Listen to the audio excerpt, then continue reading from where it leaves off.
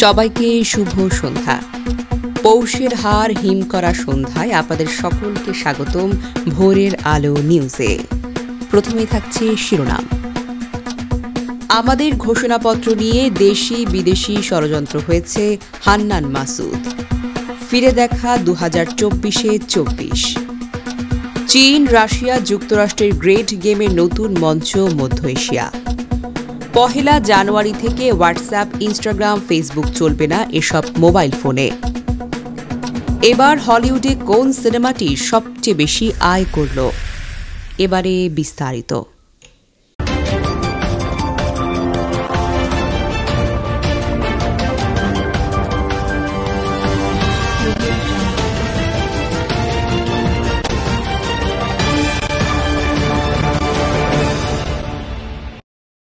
জুলাই বিপ্লবের ঘোষণাপত্র নিয়ে দেশি বিদেশি ষড়যন্ত্র হয়েছে বলে উল্লেখ করেছেন বৈষম্য বিরোধী ছাত্র আন্দোলনের মুখ্য সংগঠক আব্দুল হাসান মাসুদ। মঙ্গলবার কেন্দ্রীয় শহীদ মিনারে কর্মসূচিকে সামনে রেখে গভীর রাতে রাজধানীর বাংলা মোটরে বৈষম্য বিরোধী ছাত্র আন্দোলনের কার্যালয়ে বৈঠক চলার মধ্য দিয়ে সেখান থেকে বেরিয়ে এই সকল কথা বলেছেন মাসুদ। বৈষম্য বিরোধী ছাত্র আন্দোলন ও জাতীয় নাগরিক কমিটির নেতারা এই বৈঠক করেছেন। রাত 1:45টার দিকে আব্দুল হান্নান মাসুদ সাংবাদিকদের বলেন, জুলাই বিপ্লবের ঐতিহাসিক দলিল যাতে আমরা উপস্থাপন করতে না পারি, সেক্ষেত্রে বিভিন্ন ধরনের বাধা সৃষ্টি করা হয়েছে, কিন্তু সরকার এটির ব্যাপারে সম্মতি দিয়েছে। এটি আমাদের প্রাথমিক বিজয়। ধরনের বাধার সৃষ্টি করা হয়েছিল, তবে আমাদের প্রাথমিক বিজয়, আমরা প্রাথমিকভাবে বিজয় লাভ করি যে সরকার আমাদের এই প্রক্লেমেশনের ব্যাপারে বাচক কথা বলেছে। সরকার আমাদের এই প্রক্লেমেশনের ব্যাপারে সম্মতি দিয়েছে। বৈষম্য বিরোধী ছাত্র আন্দোলনের এই নেতা বলেন, আমরা পূর্ববর্তী যে কর্মসূচি দিয়েছি, আমরা বিপ্লবের কেন্দ্রীয় শহীদ মিনারে একত্রিত হব। সরকারের পক্ষ থেকে ঘোষণাপত্র আসবে, কিন্তু তাই বলে আমাদের একত্রিত হওয়া বন্ধ হয়ে যাবে না।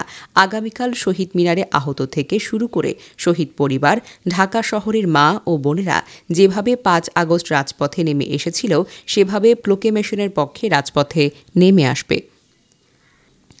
আমরা আশা করি এই ঘোষণাপত্রের পক্ষে 5 আগস্টের মতো কোনো গণজোয়ার কালকে দেখা যাবে। ফিরে দেখা 2024-24। 2024 সালের শেষ দিন আজ 31শে ডিসেম্বর। পেছনে ফিরে তাকালে দেখা যায় বছরটি ছিল অনেক ঘটনার। 1971 সালে মুক্তিযুদ্ধের পর বাংলাদেশের ইতিহাসের সবচেয়ে বড় ঘটনা ছাত্র জনতার অভ্যুত্থান হয়েছে এই বছরে। 2024 সালে রাজনৈতিক ঘটনাবলী বেশি। রাজনীতির বাইরে এ বছরে দুর্ঘটনা ও অপরাধের বড় কয়েকটি ঘটনা ঘটেছে। বড় বন্যা হয়েছে, বাংলাদেশি জাহাজ সোমালি জলদস্যুদের কবলে পড়েছে, আদালতে বড় কিছু রায় হয়েছে, ক্রীড়াক্ষেত্রে কিছু অর্জনও আছে। বছরের শেষ মাসে প্রভাবশালী ব্রিটিশ সাময়িকী দ্য ইকোনমিস্ট জানিয়েছে, তাদের চোখে 2024 সালের সেরা দেশ হল বাংলাদেশ। 2024 সালে জাতীয় পর্যায়ে বড় ঘটনাগুলোর মধ্যে 24টি ভিউয়ারদের সামনে তুলে ধরা হল। পহেলা জানুয়ারি অধ্যাপক ইউনূসের কারাদণ্ড। 7ই জানুয়ারি ডামি নির্বাচন। 29শে ফেব্রুয়ারি বেইলি রোডে আগুন। 10ই মার্চ মেয়েদের ফুটবলে শিরোপা জয়। 12ই মার্চ বাংলাদেশি জাহাজ সোমালি দস্যুরা বাংলাদেশিদের জিম্মি। 22শে মে কলকাতায় বাংলাদেশি সংসদ সদস্য খুন। 16ই জুলাই আবু সাইদকে হত্যা। 1 আগস্ট জামাত ও শিবির নিষিদ্ধ। 5ই আগস্ট অভ্যুত্থানে স্বৈরাচারের পতন। 6ই আগস্ট খালেদা জিয়াকে মুক্ত। 8ই আগস্ট অধ্যাপক ইউনূসের নেতৃত্বে অন্তর্বর্তী সরকার।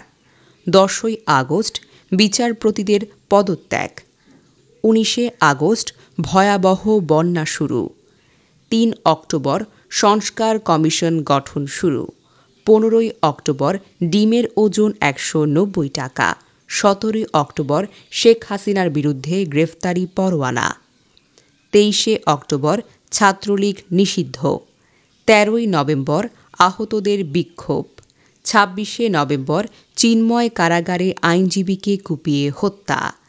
1 ডিসেম্বর গ্রেনেড হামলা মামলায় রায় বাতিল।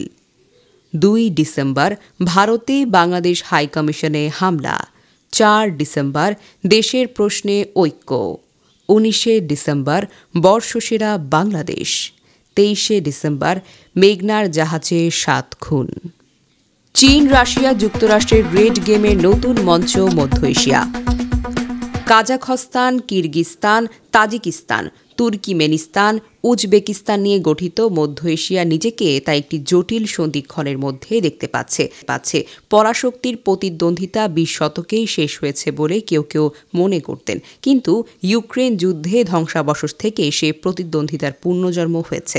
এই সংঘাতের তাৎক্ষণিক উত্তাপ একটি পর্যায়ে যাওয়ার পর মধ্য এশিয়া পরাশক্তির প্রতিযোগিতায় অন্যতম মঞ্চ হয়ে উঠেছে। পর্যবেক্ষকরা দীর্ঘদিন ধরেই এই অঞ্চলের কৌশলগত গুরুত্বের কথা বলে আসছেন। ইউক্রেন যুদ্ধ পরবর্তী স্বাভাবিককরণে যে কালপর্বের কথা বলা হয়েছে, সেখানে মধ্য এশিয়া এমন একটি গুরুত্বপূর্ণ কেন্দ্র যেখানে রাশিয়া, চীন এবং যুক্তরাষ্ট্রের মধ্যে তাদের স্বার্থ নিয়ে উত্তেজনা বেড়েছে।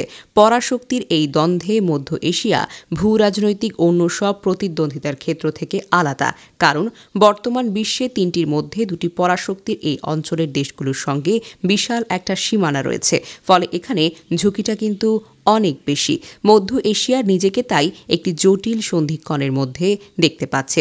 ঐতিহাসিকভাবে মধ্য এশিয়া সাম্রাজ্যগুলোর সন্ধিস্থল। সোভিয়েত ইউনিয়ন থেকে মুক্ত হওয়ার পর প্রতিবেশী বড় শক্তিগুলোর সঙ্গে সূক্ষ্ম ভারসাম্য বজায় রেখে চলছে। যাই হোক, সামষ্টিক নিরাপত্তার জন্য একটি জোরালো এবং স্থানীয় ব্যবস্থাপনা না থাকায় অঞ্চলটিতে নিরাপত্তা নিয়ে একটি ভঙ্গুরতা দেখা দিয়েছে। এখনকার খণ্ড বিখণ্ডিত রাজনৈতিক অর্থনৈতিক পটভূমি যে ভূরাজনৈতিক শূন্যতা তৈরি করেছে, সেটা পূরণ করতে প্রধান পরাশক্তিগুলোর আগ্রহ যেন বেড়েই চলেছে। মধ্য এশিয়ার একটি একীভূত আঞ্চলিক পরিচয় না থাকায় যে ঘাটতি, সেটাকে প্রাথমিকভাবে দুর্বলতা বলে মনে করা হয়। কিন্তু এটা আবার পরাশক্তিগুলোর চলমান প্রতিযোগিতায় চ্যালেঞ্জ ও সুযোগ দুটোই নিয়ে এসেছে। পরাশক্তিগুলোর স্বার্থের মধ্যে ভিন্নতা রয়েছে। রাশিয়ার মধ্য এশিয়া এখনও তার গুরুত্বপূর্ণ প্রভাব বলয়দের কেন্দ্র করে রয়েছে। পশ্চিমাদের দিক থেকে আসা হুমকির বিরুদ্ধে মধ্য এশিয়া রাশিয়ার একটি বাফার অঞ্চল। এটি মস্কোর গুরুত্বপূর্ণ ট্রানজিট রুট। 1 জানুয়ারি থেকে হোয়াটসঅ্যাপ, ফেসবুক এবং ইনস্টাগ্রাম চলবে না যেসব ফোনে। 2025 সালের 1 জানুয়ারি থেকে বেশ কিছু মডেলের অ্যান্ড্রয়েড স্মার্টফোনে কাজ করবে না হোয়াটসঅ্যাপ। শুধু হোয়াটসঅ্যাপ নয়, ফেসবুক এবং ইনস্টাগ্রামও এই স্মার্টফোনগুলোতে কাজ করা বন্ধ করে দেবে। ফেসবুক, ইনস্টাগ্রাম এবং হোয়াটসঅ্যাপ যোগাযোগের মাধ্যম হিসেবে বহুল প্রচলিত এসব অ্যাপ। সোশ্যাল মিডিয়া ছাড়া সারাদিন ভাবতেই পারেন না অনেকে, কিন্তু নতুন বছর থেকেই দুঃসংবাদ। 1 জানুয়ারি থেকে 20টির বেশি অ্যান্ড্রয়েড স্মার্টফোনে কাজ করবে না হোয়াটসঅ্যাপ। শুধু হোয়াটসঅ্যাপ নয়, ফেসবুক ও ইনস্টাগ্রামও এই স্মার্টফোনগুলোতে কাজ করা বন্ধ করে দেবে।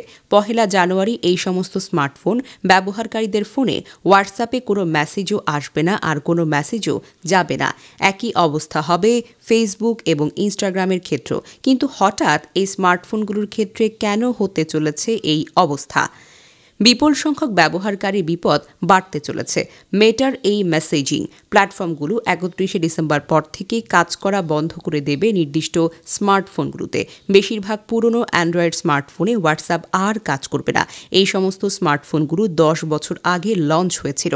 হোয়াটসঅ্যাপ 2013 সালে চালু হওয়া অ্যান্ড্রয়েড কিটক্যাট এবং তার আগের অ্যান্ড্রয়েড অপারেটিং সিস্টেমগুলোর জন্য সমর্থন বন্ধ করার সিদ্ধান্ত নিয়েছে। হোয়াটসঅ্যাপ শুধুমাত্র 31 ডিসেম্বর পর্যন্ত এই অপারেটিং সিস্টেম সহ স্মার্টফোনগুলোতে কাজ করবে। নতুন প্রযুক্তি আসার পর পুরাতন প্রযুক্তিতে আপগ্রেড করতে হবে এই স্মার্টফোনগুলোতে, না হলে ফেসবুক, ইনস্টাগ্রাম এবং হোয়াটসঅ্যাপের মতো এই স্মার্টফোনগুলোতে কাজ করা বন্ধ করে দেবে। ব্যবসার নিরিখে হলিউডের জন্য বছরটা সেভাবে ভালো যায়নি। কোলাজ সবেদন নীলবনি বলতে ডেডপুল অ্যান্ড উলভারিন। মোটা দাগে 2024 সালেও ছিল সুপারহিরো সিনেমার জন্য দুঃস্বপ্নের বছর। Madam web, Joker 2, venom, the last dance এর মতো সিনেমাগুলো বক্স অফিসে মুখ থুবড়ে পড়েছে। কয়েক বছর ধরেই বক্স অফিসে সুপারহিরো সিনেমা সেভাবে চলছে না। চলতি বছরও প্রমাণিত হলো নতুন আইডিয়া আর বুদ্ধিদীপ্ত নির্মাণ না হলে চর্বিত চর্বণ দিয়ে দর্শককে আর ফেরানো যাবে না। কেবল সুপারহিরো তো নয়, ব্যবসার নিরিখে হলিউডের জন্য বছরটা সেভাবে ভালো যায়নি।